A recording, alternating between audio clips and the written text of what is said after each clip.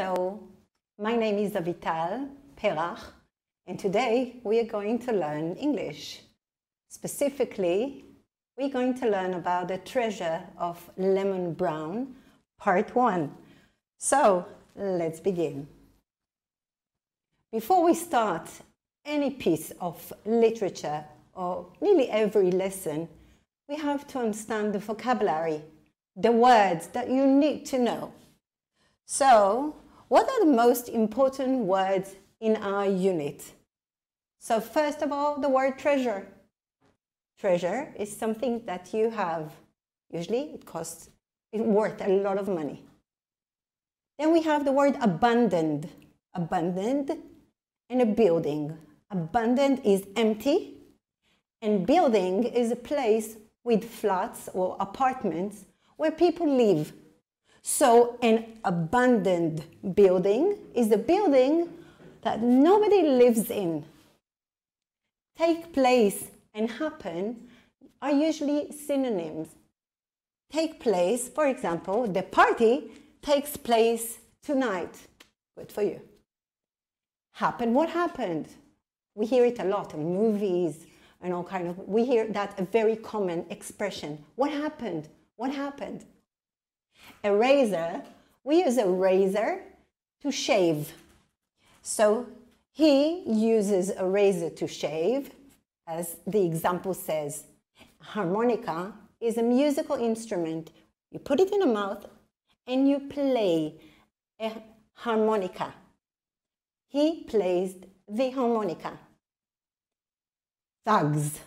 Thugs are bullies, not very good people. So I'm afraid of the thugs.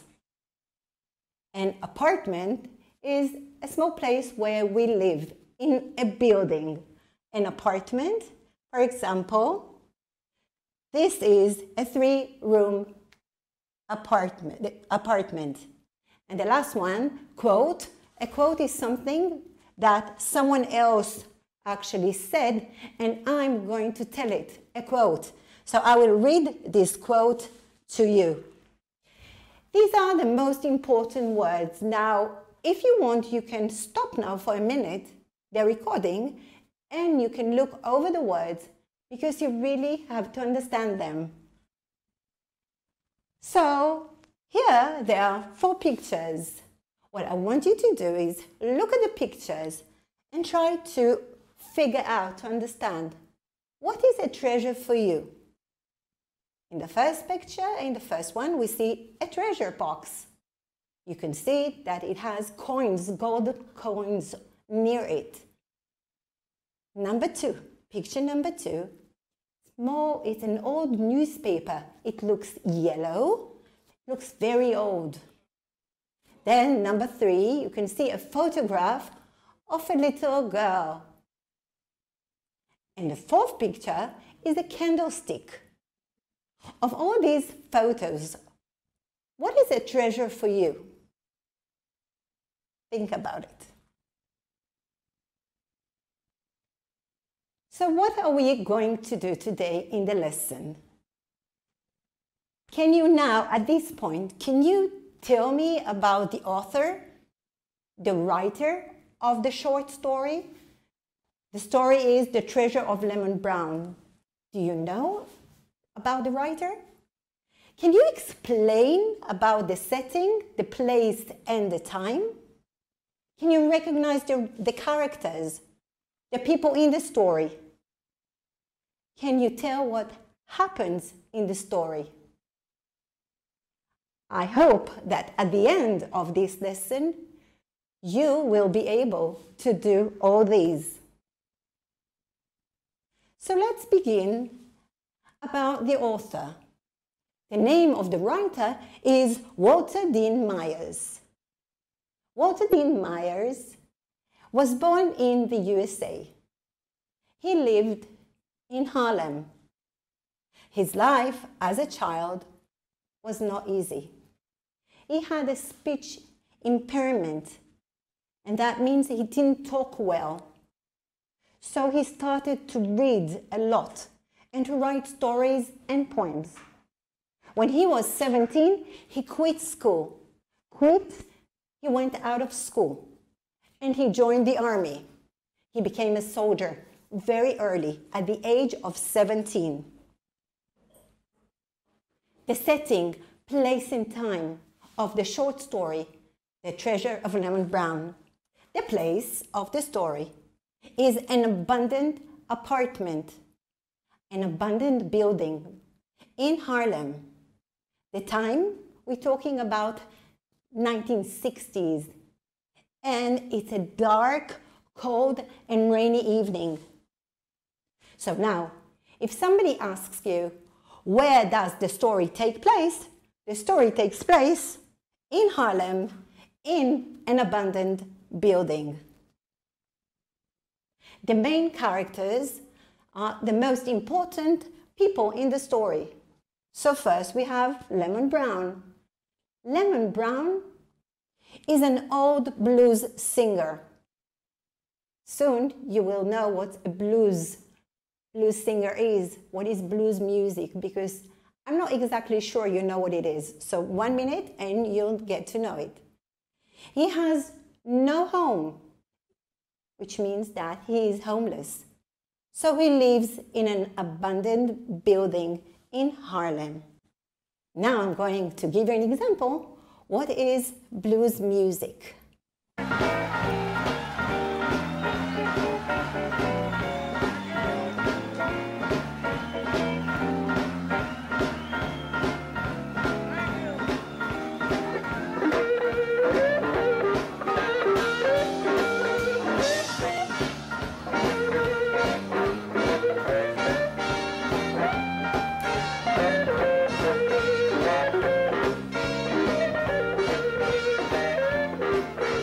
Okay, what we saw now is just an example of blues music. The singer is B.B. King, a very famous blues singer. And Lemon Brown, as I told you, was also a blues musician.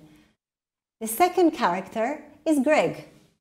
Greg Ridley is a teenager who only wants to play basketball. He wants to be a player. But he's not doing well at school. We have other characters. We have thugs, three bullies, and there is Greg's father. He works in the post office, and he wants his son to do well at school.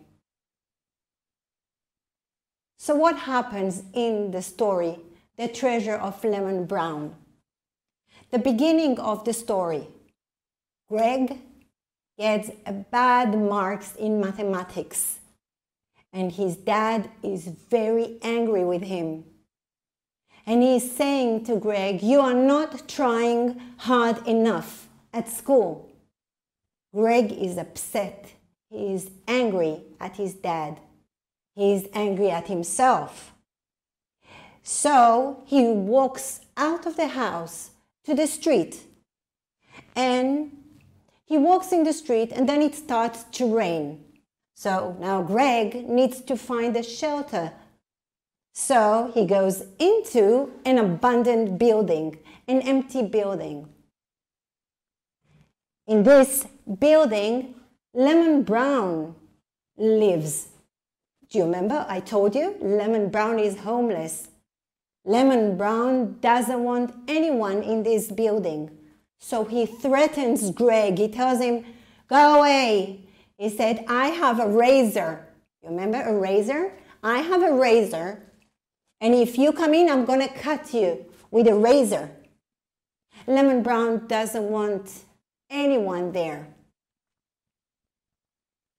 The thugs come into the abandoned building, and they want to steal the treasure that Lemon Brown has. A treasure? What treasure?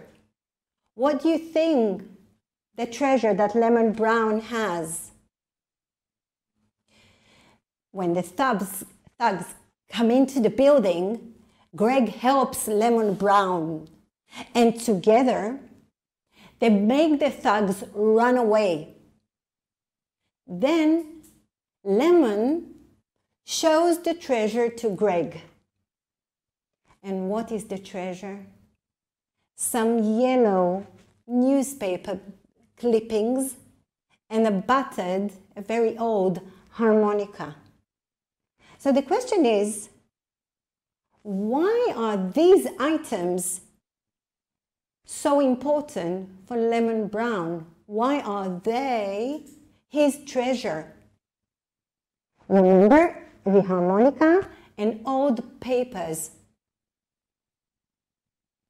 Then Lemon Brown tells Greg his story.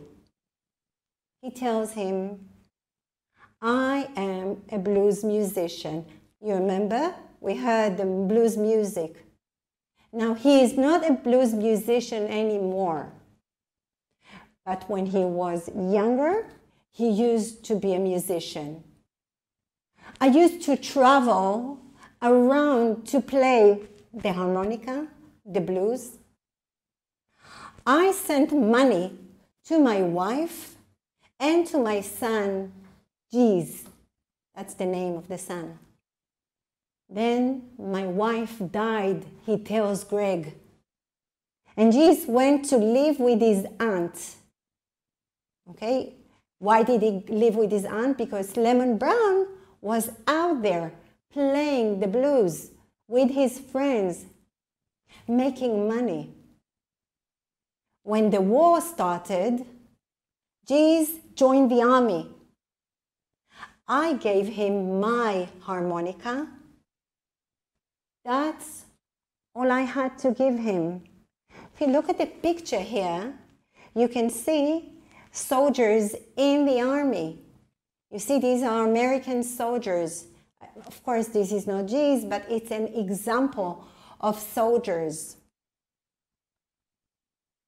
Then, one day, I came home and I found a letter from the army. And in the letter, it said that Jeez got killed. And they sent back the things that he had with him. What do you think he had with him? In the picture, you can see this is an American graveyard. It's where they buried the American dead soldiers. So Jeez had with him the old mouth fiddle, the harmonica, the mouth fiddle, and the clippings, the pieces of papers. Him carrying it around with him like that told me it meant something to him. That was my treasure. And when I gave it to him, he treated it just like that, a treasure. I just want you to understand. Lemon Brown didn't have a lot of money. His son went to the war. The father wanted to give him something. What could he give him? He gave him something very important to him. He gave him the harmonica. He gave him pieces of papers. These clippings are probably articles about Lemon Brown himself because, do you remember? He was famous. So maybe it was written about him in the newspaper. For Lemon Brown, it was a treasure. And how does Lemon Brown know that Jeez, his son, cared about him? He knows that because the army sent those things back because Jeez was wearing these things on him. So that shows that Jeez really, really loved his dad. He cared about him. So what is the end of the story? The end of the story, of course, after hearing the story of Lemon Brown and how he lost his son, Greg's attitude, the way he feels to his dad, changes. Okay? Because when you hear a sad story, then you start to understand the importance of some people in your life. So what do you think? Now that you know what the treasure of Lemon Brown was, you know. Do you think that this treasure was what the thugs were looking for? You see the picture here? Pictures of thugs. And the answer is probably not. We probably think that the thugs heard the word treasure and they thought he has a lot of money. They even say it in the story. He probably has money. Do you remember at the beginning, before when we began this lesson, I asked you, what is a treasure for you? So now, going back over the pictures, you can see a treasure can be money, gold coins. It can be a piece of paper about someone you really love. It can be an old photo or a candlestick. These can be heritage from someone. It could be something important. For example, in my family, we have a very, very old Bible that belonged to my great-grandfather. Okay, look at these pictures here. What I want you to do is I want you to try and understand what is the connection between these pictures and the story, The Treasure of Lemon Brown. Take a few seconds.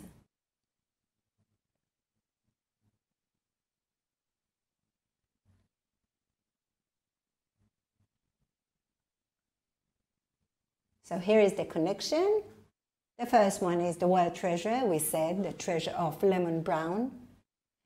The second one, the picture below, is of Harlem, the neighborhood where the story takes place. We have an abandoned building, an empty building. The blues, we spoke about it. Lemon Brown was a musician. And the thugs.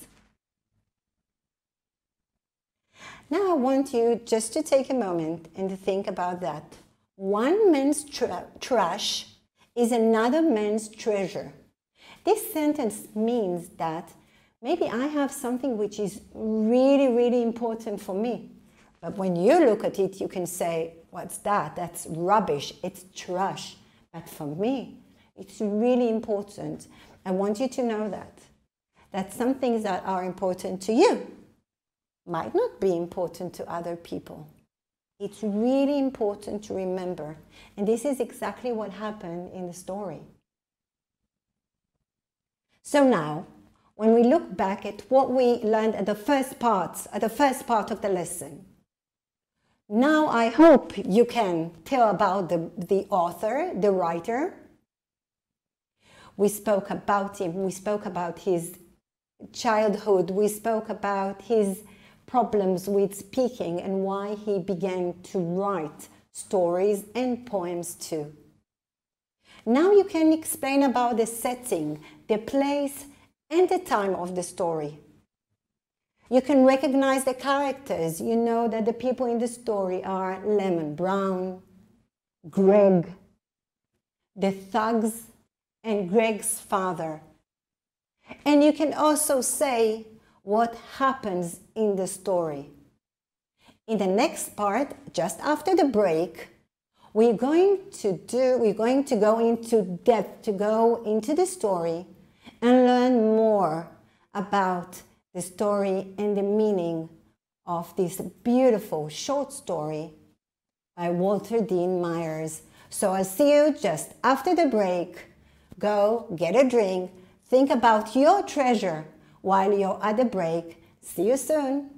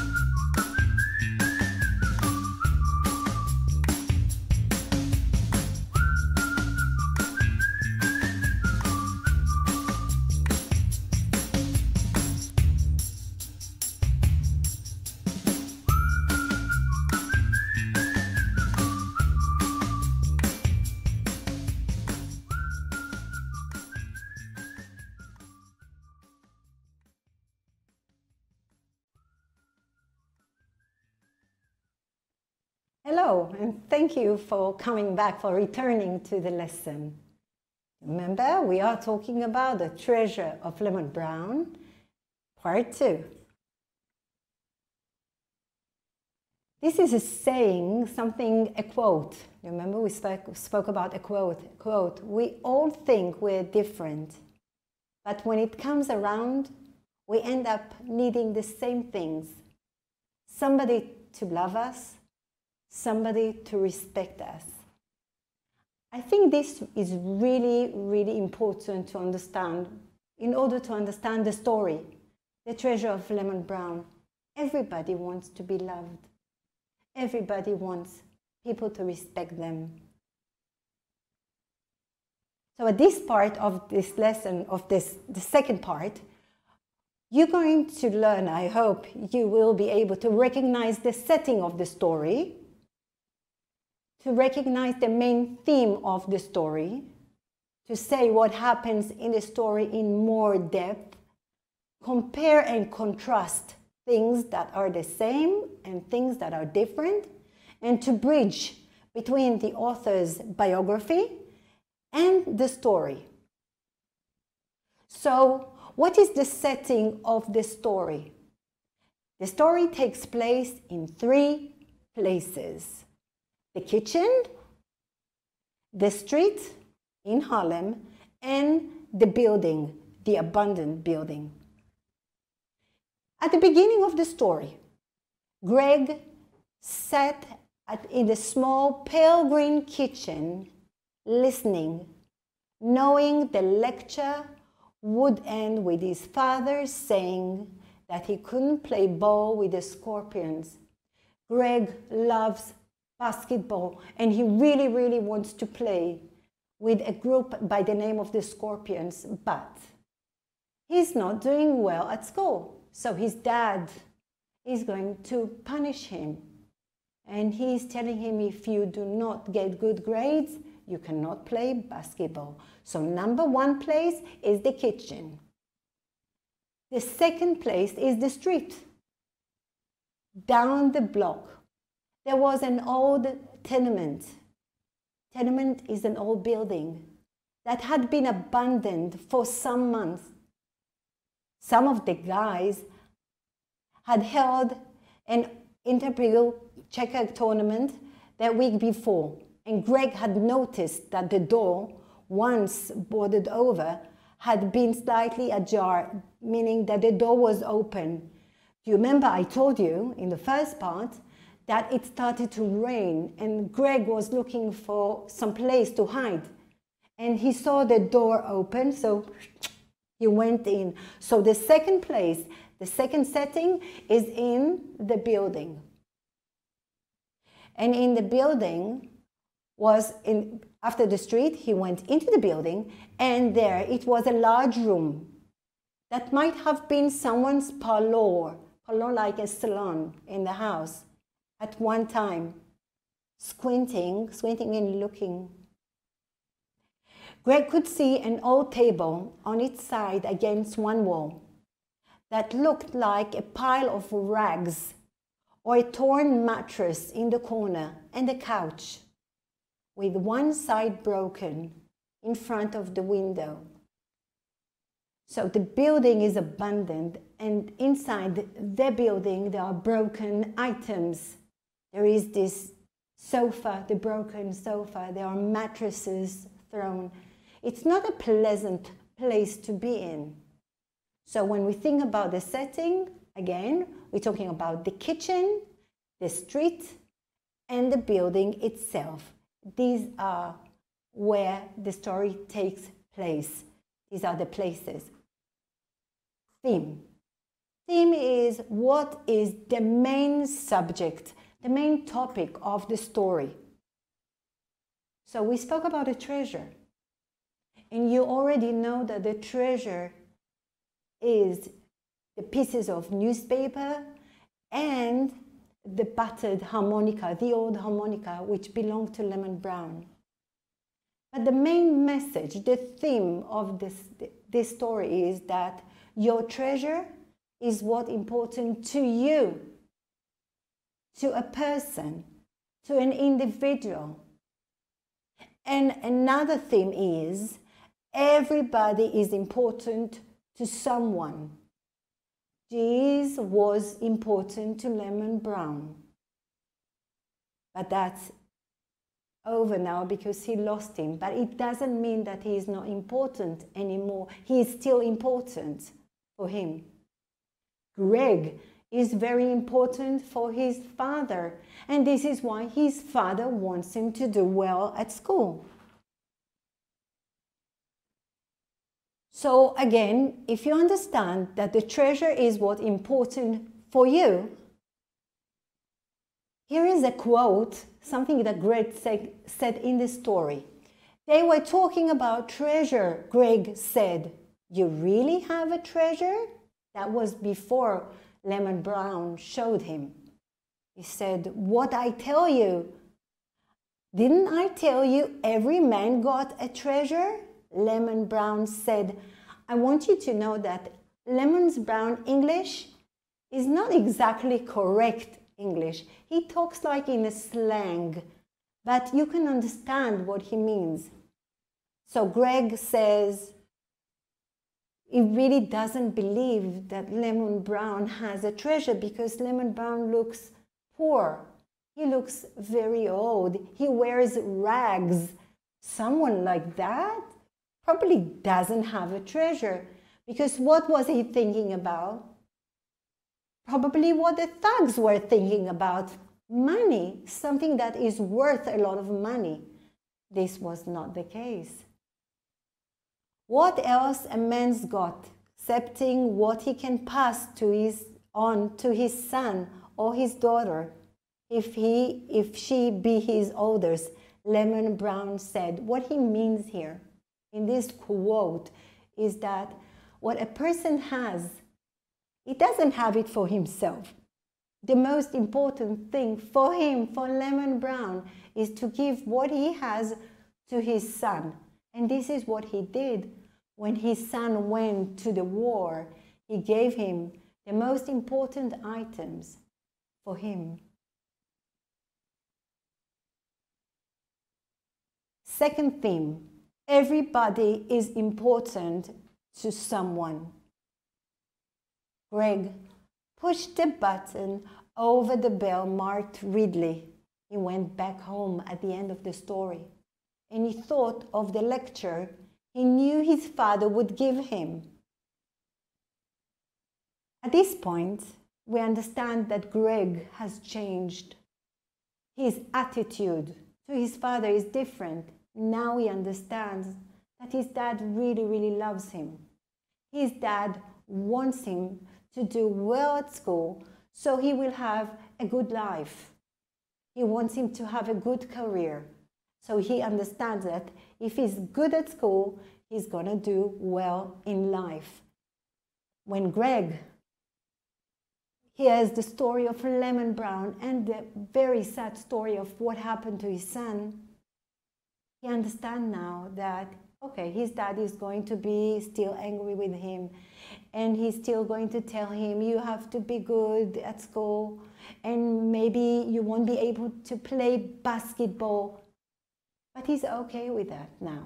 Now he understands, and he smiles. Everybody benefits. You know, it's like a win-win situation. Win-win situation is that all the people are okay with the situation. Everyone is fine. Because the treasure of Lemon Brown teaches us that young people benefit from older people because they can learn from them. Probably you have someone in your life that is a bit older than you. It could be an older brother or sister. It could be an uncle and aunt, maybe your parents, maybe your grandparents, that you can learn a lot from. Older people also benefit from young people. How do they benefit? Young people have these very good vibes and good energy. So then they have someone that can sit with them and listen to their stories and listen to their life experience. And older people need that. You know, we just now had the coronavirus situation, and one of the things that they kept on saying on television is phone your grandparents, phone people who are alone. They need to hear you. We cannot hug them physically, but you can hug them virtually. So the idea is that older people need you, they need the younger people in their families or in their surroundings, because nobody really wants to be alone. Plot. What happens in the story? At the beginning, Greg is angry with his dad and he runs away. He goes out of the house. He finds a shelter, a place to hide in this abandoned building. Then, in this building, he meets Lemon Brown. And he helps him to scare the thugs away. Lemon Brown then trusts Greg. He understands that Greg is a good boy. So then he tells him his personal story. Very sad story. And finally, at the end, Greg understands that his dad only wants good for him. He understands his dad's point of view. Greg knows now that his dad is a good man. Climax. Climax is the most tense point of the story, the turning point. When the three thugs break into the building and they want to actually steal Lemon Brown's treasure, Greg helps Lemon Brown. And together they succeed in actually making the thugs run away.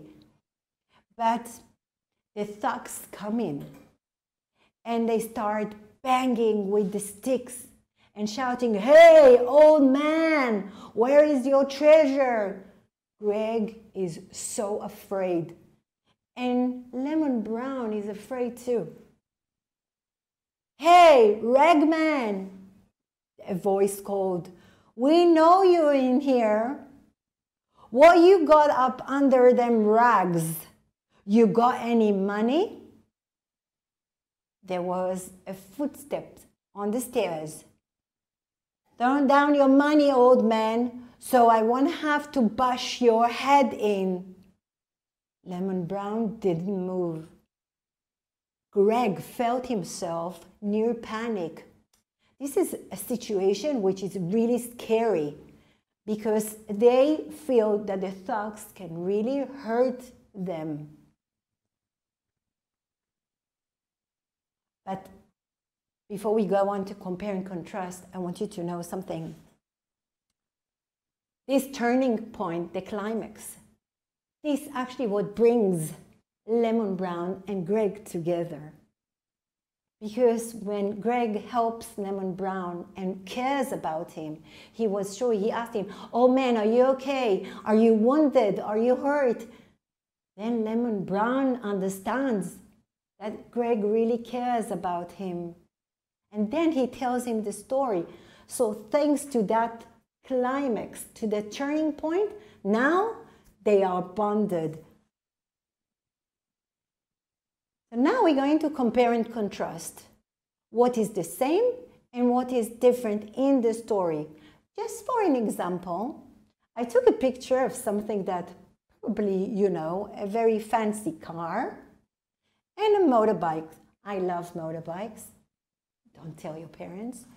But when we compare them, the car and the motorbikes, we can say that, you know, they're different in speed, or maybe the same, in price, in comfort, in safety, and in size. So what can you say, just for a minute, think about what is different and what is the same between the car and the motorbike?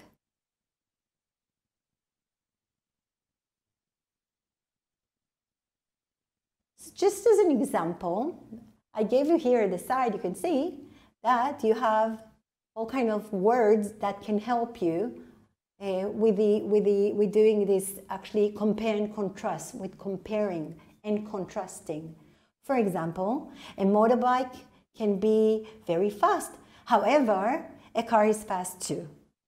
A new car is sometimes similar in price of a new motorbike. Why am I teaching you that? Because in the story, The Treasure of Lemon Brown, you can compare and contrast many things. When we prepare the logs, or when you have to do the test, they call it the HOTS. High Order Thinking Skills, the HOTS. And now, let's go back to the story and see what we can compare and contrast in the story, The Treasure. For example, we can compare the house where Greg lives in to the abandoned building. The house is very different from the abandoned house, do you remember? For example, it is more comfortable, it is newer than the abandoned building, it's nicer. But you know what's similar that is that they are both houses. Greg and the thugs, we can say that Greg is young and the thugs are young too. However, Greg is a good boy. He's really trying to be a good to everyone, especially after hearing the story. When we compare, we can compare, for example, Greg's father to Lemon Brown. Greg's father works in the post, he has a son, he has a house. Lemon Brown is unemployed, he has no family, and he is homeless. Lemon Brown's treasure is old paper clippings and the harmonica. You remember? Greg's treasure, yes, Greg also has a treasure. It's his basketball talent. He is a good player. And his family. His family is a treasure too. So the description of Lemon Brown's clothes help you infer what? That he is a mean individual, he is a world traveler and enjoys life, that he world travels and hopeful for the future, or he's a blues musician and he's homeless. The second question, what does Lemon Brown do that help us infer that thugs have attacked him before? How do we know that the thugs actually tried to do it before? Shows Greg his treasure. He takes someone's flashlight from him. He threatens Greg with a razor when he first meets him, or he sleeps in an abandoned building. Take a second. Which of these is the right answer?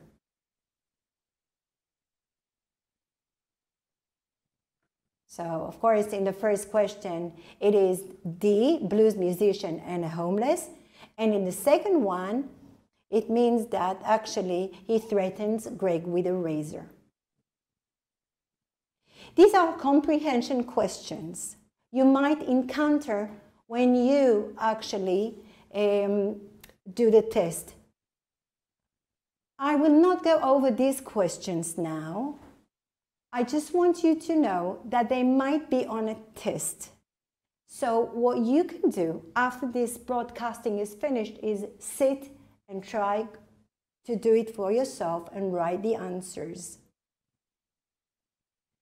This is Walter Dean Myers. And Walter Dean Myers is the writer. We're going to hear 1 minute of his biography.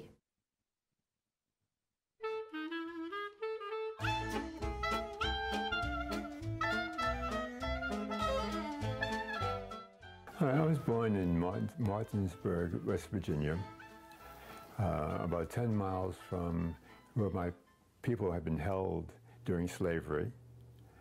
Slavery ended. Half the family went 9 miles in one direction to Harper's Ferry. The others went to Martinsburg, West Virginia. It's a nice little town. My family was poor, West Virginia poor, you know, which meant they had nothing. There were 5 of us, four brothers and sisters, 2 half sisters.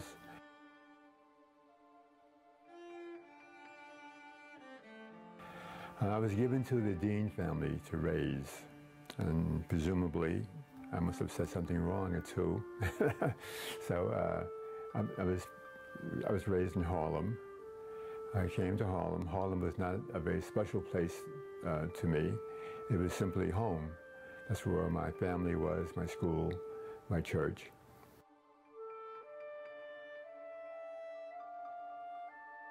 When she wasn't working, she would read to me, which I loved, her reading to me. I was sitting on Mama's lap. She was small, tiny little woman, about 5 foot tall, 5'1". Mom read true romance magazines, and that was what she read. And she listened to soap operas. And she read slowly, with her finger moving across the page, and I could follow that finger. And eventually I began to understand the words. And by the time I was about 5 and a half, I could read to her. I started school at around 6 or so. And I did okay when I started school. Nothing great. Okay, so what do we learn about him? About the writer Walter Dean Myers. You see, his family was poor. His father raised him after his mother died, but then he couldn't raise him anymore. He was raised by another family in Harlem. He learned to read at a very early age, and he wasn't such a great student. This information is totally connected to the story. It helps us understand the story much better. So now after we've done the second part of Lemon Brown, you know the story much better. So now you can recognize the setting of the story. And you can recognize the main themes of the story. You can say what happens in The Treasure of Lemon Brown. You can compare and contrast things that are the same and things that are different. And you can also bridge between the biography of the author and the story. I wish to thank you, and I really hope that I helped you understand this beautiful short story. Good luck and be well.